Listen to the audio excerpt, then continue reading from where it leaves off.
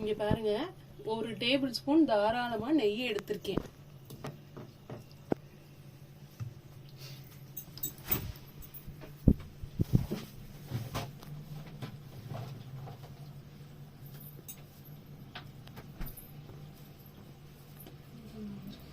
இன்னைக்கு நம்ம என்ன செய்யறோம்னா உளுந்து லட்டு.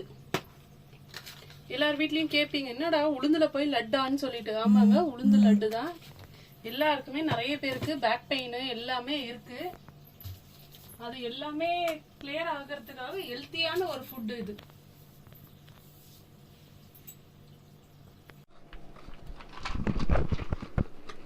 இங்க பாருங்க, பாதாம். இது தீ கொஞ்சம் ஜாஸ்தியானதுனால நான் அடுப்பு அணைச்சிருக்கேங்க. இன்னும் கொஞ்சம் பாதாம் சேர்த்துக்கிறேன் நான்.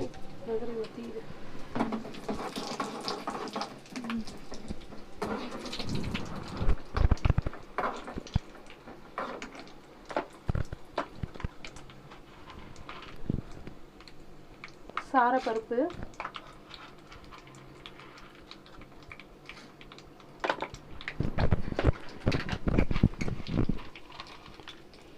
உடைச்சி வச்சிருக்கேன் முந்திரி.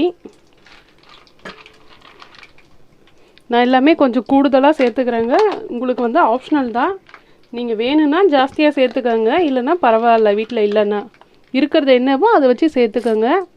இது பூசணி விதைங்க. உடம்புக்கு ரொம்ப ரொம்ப ஹெல்த்தியான ஒரு இது. சூப்பர் மார்க்கெட்டில் அந்த மாதிரி இடத்துலலாம் நிறைய கிடைக்குது. இது வந்து பிஸ்தாங்க. எல்லாமே ஆல்ரெடி நான் ரெடி பண்ணி வச்சுருக்கேன் உடச்சி.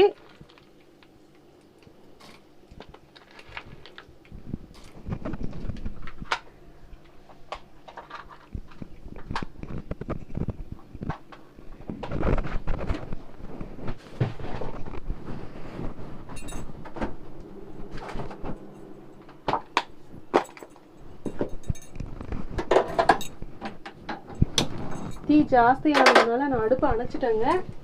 ஏன்னா கொஞ்சம் எடுக்கிறதுக்குள்ளே ஹீட்டு ஜாஸ்தி ஆகிடுச்சு. இப்போ இன்னும் கொஞ்சம் நெய் ஆட் பண்ணி, ஏன் எவ்வளோ நெய் ஊற்றுறீங்கன்னு சொல்லி நீங்கள் எல்லாம் கேட்கலாம். லட்டே நெய்யில் தாங்க நம்ம வந்து செய்ய போகிறோம். இது வந்து நெய், ட்ரை ஃப்ரூட்ஸு,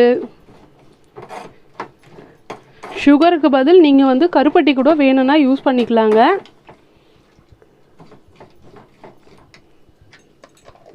கருப்பு உளுந்து. நம்ம இதுக்கு தேவையான பொருட்கள் நிறைய இல்லைங்க. நான் என்னென்னு சொல்லிவிட்டு உங்களுக்கு கடைசியாக சொல்கிறேன் நான். நீங்கள் பாருங்கள், என்னங்க நெய் மேலே மிதக்குது. இதுக்கப்புறமா நெய்யை நம்ம கம்பல்சரி உருக்கி ஆகணுங்க லட்டு பிடிக்கிறதுக்கு. அதனால தான் இது நல்லா லட்டு வந்துட்டு நெய்யில் முழுகி இருக்கிற அளவுக்கு ஃப்ரை ஆகுதுங்க. பார்த்தாலே தெரியுது பாருங்கள் எந்த அளவுக்கு பாயில்டு ஆகுது. கொஞ்சம் நல்லா வறுத்தா நம்மளுக்கு சாப்பிடும் போது நல்லா வறுபட்டது நல்லா இருக்குன்றதுக்காக தான். இப்போ நான் காட்டுறேன். நான் கருப்பு உளுந்துனா என்ன நிறைய பேருக்கு தெரிய மாட்டேங்குது.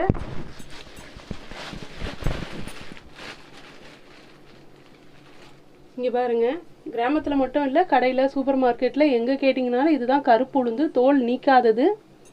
இங்கே பாருங்க, இதை சிம்மில் வச்சு 1 hour நல்லா வறுக்கணுங்க. நல்லா வறுபட்டதை நீங்கள் மிக்சியில் அரைச்சிங்கன்னா கூட அந்த அளவுக்கு பவுடர் வராதுங்க. அதனால் மிஷினில் எடுத்துகிட்டு போயிட்டு அதை அரைச்சிக்கங்க.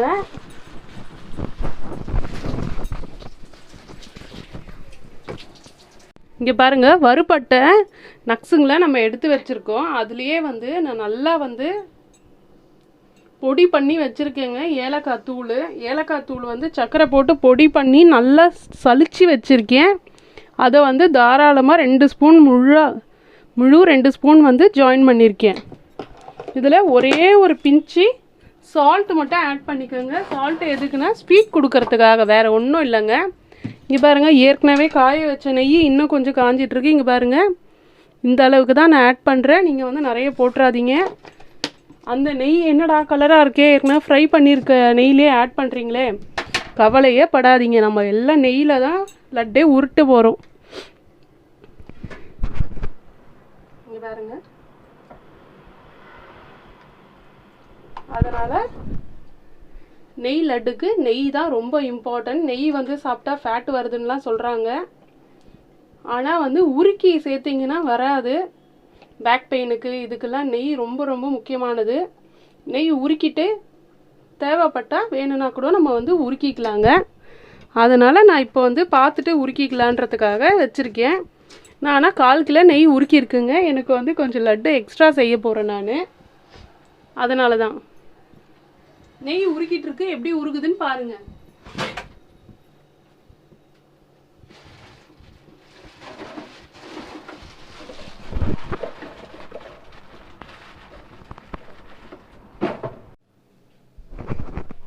இப்போ பாருங்கள், நான் உங்ககிட்ட காட்டினல அந்த உளுந்து மாவு தான் 1 மணி நேரம் நல்லா வந்து வறுத்து அதை மிஷினில் பவுட்ரு பண்ணி வச்சுருக்கேங்க. 1 கப்பு எடுக்கிறேன். நான் வந்து கொஞ்சம் எக்ஸ்ட்ரா செய்கிறதுனால இன்றைக்கி வந்து ஒரு 4 கப்பு செய்யலான்னு இருக்கேன். உங்களுக்கு எவ்வளோ வேணுமோ நீங்கள் அவ்வளோ ஆட் பண்ணிக்கோங்க.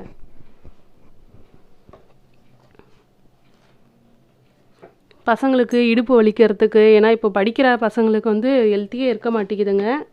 ஆன்லைன் கிளாஸு வீட்டில் அதெல்லாம் அவர்ஸ் கணக்கில் உட்காரத்துக்கே அவங்களுக்கு முடிய மாட்டேங்குது. இடுப்புக்கு அவ்வளோ ஒரு நல்லதுங்க. அந்த காலத்தில் பாட்டி எல்லாமே செஞ்சு கொடுக்கறது தான் இது. நம்ம ஒன்றும் புதுசாக ஒன்றும் டிஃப்ரெண்ட்டாலாம் கண்டுபிடிச்சிடலங்க. அந்த காலத்து சமையலை நம்ம ரீயூனியன் பண்ணுறோம். அதிலே கொஞ்சம் மாடுலேஷன் இப்போதைக்கு இருக்கிற பசங்களுக்கு ஏற்ற மாதிரி பிடிச்சிருக்கிற மாடலில், வேறு ஒன்றும் கிடையாதுங்க. சுகரு 5 கப்பு மாவு போட்டிருக்கேன். 1 கப்பு தான் போட்டிருக்கேன். பார்த்துட்டு ஆட் பண்ணிக்கலாங்க. ஏன்னா ஸ்வீட் நிறைய சாப்பிட்றவங்களா இருந்தால் நிறைய ஆட் பண்ணிக்கோங்க. ஸ்வீட்டு உங்களுக்கு தேவைக்கான அளவுக்கு தாங்க. பாருங்கள், வெறுமனை இது பண்ணிங்க பாருங்கள். கையில் வச்சிங்கனாலே அப்படியே புஷ்ஷுன்னு பண்ணிங்களாலே இங்கே பாருங்கள், இப்படி பண்ணிங்கனாலே மாவு அப்படியே பறக்குங்க காற்றுல. உளுந்தே தாங்க, வேறு எதுவும் கிடையாது. ஆனால் என்ன ஒன்று, அது மேலே வந்து நம்ம யூஸ் பண்ணுற உளுந்தில் மேலே இருக்கிற அந்த பிளாக்கை வந்து ரிமூவ் பண்ணிடுறாங்க.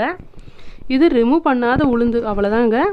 அது ரொம்ப ரொம்ப ஹெல்த்தி. அதுக்காக தான் வந்து அந்த கருப்பு தோலோடு வந்துட்டு நீங்கள் டிஃபனுக்கு அரைச்சாலோ இட்லியோ வேறு ஏதாவது செஞ்சால் அது கருப்பாக இருக்குன்னு கண்டிப்பாக பசங்கள்லாம் சாப்பிட மாட்டாங்க. அதனால தான் பாருங்கள். இப்போ டேஸ்ட்டு பார்க்குறேன். சர்க்கரை கொஞ்சம் கம்மியாக இருக்குங்க, கொஞ்சம் ஆட் பண்ணிக்கலாம்.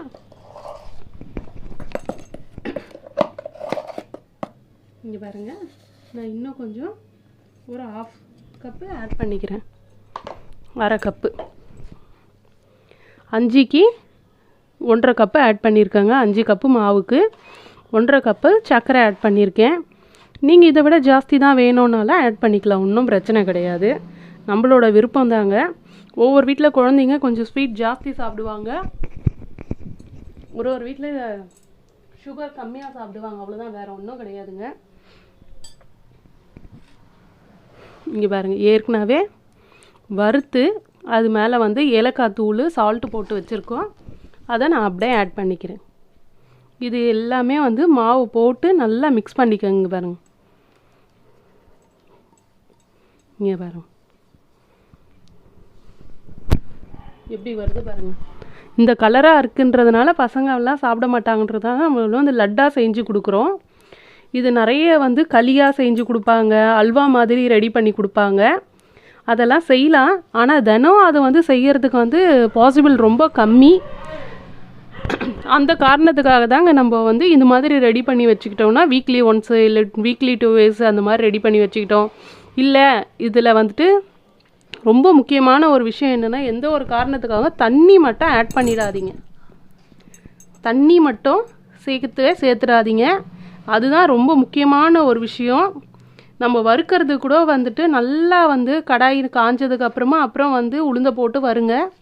அதே மாதிரி நெய் காசுறதுலேருந்து மிக்ஸி ஜாரை கழுவி முடிஞ்சால் வெயிலில் காய வச்சுருங்க, இல்லை ஃபேன் காற்றுல ஒரு 2 மணி நேரம் வச்சுருங்க. அதுக்கப்புறமா வந்து அதை வந்து நீங்கள் வந்து ரெடி பண்ணலாம். என்னங்க வெறும் மாவாக தான் இருக்குது, ஒன்றுமே தெரில, இப்படி தானங்க இருக்குது. இப்போ பாருங்கள் எந்த அளவில் உங்களுக்கு வந்து சுவையான லட்டு வந்து விறுவிறுன்னு ரெடி ஆக போகுது பாருங்கள்.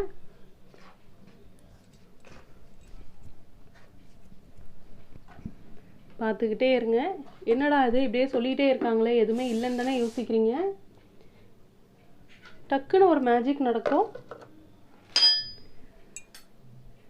இங்கே பாருங்கள், நம்ம சூடு பண்ண அந்த நெய்யை வந்து பக்கத்தில் வந்து வச்சுக்கோங்க.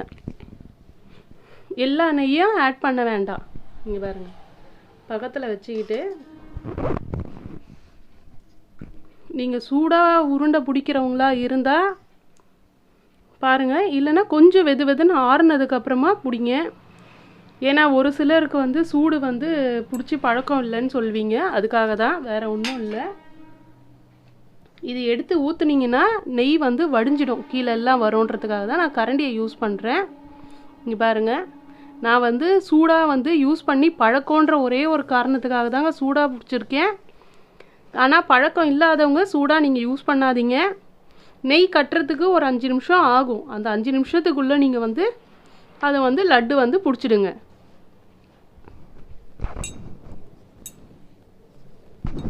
பாருங்கள், மிக்ஸ் பண்ணியாச்சு. இப்போ இன்னும் கொஞ்சம் நெய் வந்து ஆட் பண்ணிக்கலாம். இது குழி கரண்டியாக இருக்கிறதுனால உங்களுக்கு வந்து பார்க்குறதுக்கு நல்லா தெரியுது. என்னடா தண்ணி மாதிரி நெய் மட்டுமே ஊற்றுறாங்கன்னு சொல்லிட்டு யோசிக்கலாம்.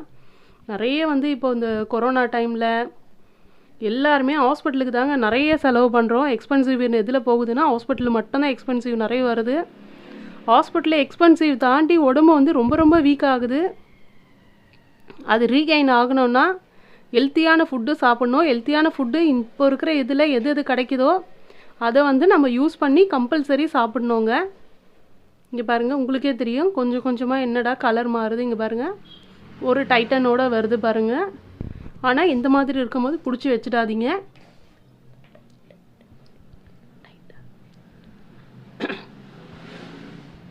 இங்கே பாருங்கள், இது லட்டு கிடையாது, இன்னும் கொஞ்சம் வந்து இதுவாகணும். ஏன் நீங்கள் ஒன்று ஒன்றா வந்து கலர மாட்டுறீங்க? அப்படி கிடையாதுங்க, மொத்தமாக நீங்கள் கலரி செஞ்சிங்கன்னா தான் எல்லா இடத்துலையும் ஈவனாக வரும். அப்போ தான் பதம் கரெக்டாக வரும். பிடிக்கும் போது கீழே மேலே எல்லாம் ஊற்றி ஒரே நேரத்தில் பண்ணிங்கன்னா ஒரே இடத்துல கீ போய் ஸ்டோரேஜ் ஆகிடும். அது மாதிரி பண்ணாதீங்க. இது மாதிரி கொஞ்சம் கொஞ்சமாக ஊற்றி நல்லா மிக்ஸ் பண்ணிவிட்டு அதுக்கப்புறமா கூட நீங்கள் நிறைய வந்து இங்கே பாருங்க,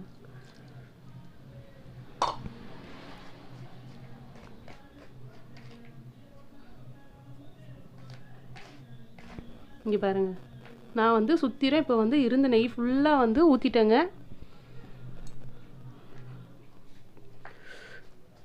கொஞ்சம் சூடாக தாங்க இருக்குது, அதனால தான் கொஞ்சம் டைம் எடுக்குது.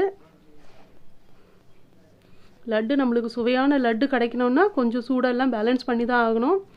இது நீங்கள் வந்து வேலைக்கு போகிறவங்களா இருக்கட்டும், வீட்டில் இருக்கிறவங்களா இருக்கட்டும், வாரத்தில் ஒரு நாள் ரெடி பண்ணி வச்சிட்டிங்கன்னா போதுங்க. இல்லை எங்களுக்கு ஒரு வாரத்துக்கு ஒரு தடவை செய்கிறதுக்கெலாம் ரொம்ப கஷ்டமாக இருக்குன்னு சொல்கிறவங்களா இருந்தால் 2-3 வாரத்துக்கு கூட சேர்த்து செஞ்சு வச்சுக்கலாம். ஆனால் கொஞ்சம் கூட தண்ணி இல்லாமலே சேர்த்து வைங்க. அப்போ தான் வந்து உங்களுக்கு வந்து டேஸ்ட்டாகவும் இருக்கும். ரொம்ப ரொம்ப ஹெல்த்தியான ஒரு ஃபுட்டு. நீங்கள் உங்கள் அம்மா கிட்ட, உங்கள் பாட்டிக்கிட்ட, யார்கிட்ட வேணாலும் கேளுங்க. அந்த காலத்து பாரம்பரியமான ஒரு சமையல் இது. பசங்களுக்கு வந்து இப்படி கொடுத்தீங்கன்னா ஹெல்த்தியாக இருக்கும். காலைல டிஃபன் செய்யறதுக்கு லேட் ஆகுது, இல்லை டிஃபனே பசங்க சாப்பிடலன்னா கூட பரவாயில்லைங்க, இது ஒரு 2 உருண்டை சாப்பிட்ற சொல்லுங்கள். அந்தளவுக்கு ஹெல்த்தியாக இருக்கும். ஏன்னா இப்போ வீட்டில் இருக்கிறதுனால பசங்க சாப்பிட்றதில்ல, அதெல்லாம் படிக்கிறேன்னு உட்காந்துட்டு சுத்தமாகவே பசங்க சாப்பிடவே மாட்டுறாங்க. அதனால தாங்க.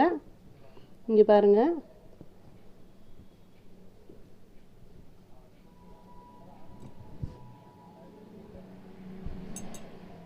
இங்கே பாருங்கள், இந்த மாதிரி நல்லா டைட்டன் பண்ணிக்கோங்க. லட்டை நல்லா டைட்டன் பண்ணிக்கிட்டிங்கன்னா மட்டும்தான் இங்கே பாருங்கள் ரவுண்ட் ஷேப்பில் எந்த அளவில் பால் மாதிரி ரொட்டேட் ஆகுது பாருங்கள் லட்டு. இது மாதிரி நம்ம மற்ற லட்டையும் ரெடி பண்ணி வச்சுக்கலாம்.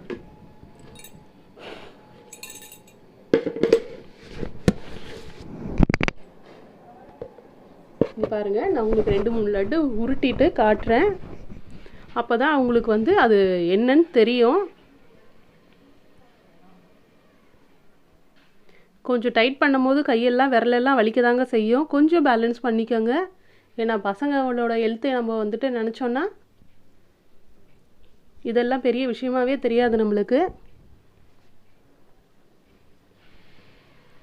இதில் வந்து நீங்கள் கடித்து சாப்பிடும் போது இந்த வறுபட்ட நக்ஸுங்க வந்து அவ்வளோ ருசியாக இருக்குங்க.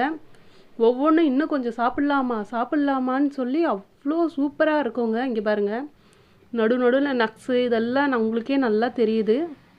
நட்ஸு சாய்ஸ் வந்து உங்களது தாங்க, ஸ்வீட் சாய்ஸ் உங்களது தான். ஆனால் வந்து லட்டாக ரெடி பண்ணி கொடுங்க பசங்களுக்கு. ஏன்னா தினம் நீங்கள் வந்து கஞ்சி மாதிரியோ உக்லி மாதிரியோ களி மாதிரியோ இல்லை அல்வா மாதிரி ரெடி பண்ணணுன்னா உங்களுக்கும் கஷ்டமாயிடும். அதனால தாங்க சொல்கிறேன்.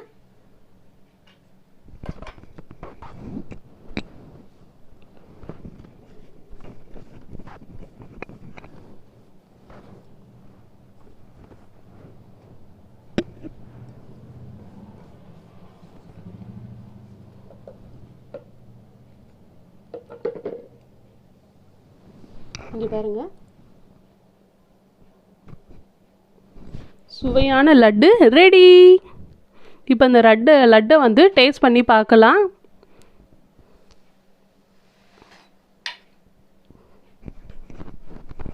இங்கே பாருங்க, லட்டை டேஸ்ட் பண்ணி பார்க்குறதுக்கு முன்னாடி நான் உங்களுக்கு எந்த அளவுக்கு லட்டு வந்திருக்குன்னு காட்டுறேன். இங்கே பாருங்கள், உங்களுக்கே நல்லா தெரியும்.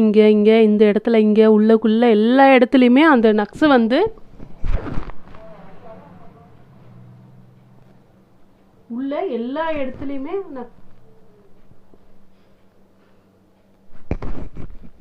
இடத்துலையுமே நக்ஸு வந்து ஸ்டோரேஜ் ஆகிருக்கோங்க. அதனால் ஒரு கடி கடிக்கும் போதும் அவ்வளோ ருசியாக இருக்கும். இன்னும் கொஞ்சம் சாப்பிட்லாமான்னு பசங்க கேட்டு சாப்பிடுவாங்க. ஆனால் உங்களால் மட்டும்தாங்க செஞ்சு கொடுக்க முடியாது. நீங்கள் மட்டும் செஞ்சு கொடுத்துட்டிங்கன்னா பசங்க வந்து ஹெல்த்தி ஆகிடுவாங்க. பாருங்கள், டேஸ்ட் பண்ணி பார்க்கலாம்.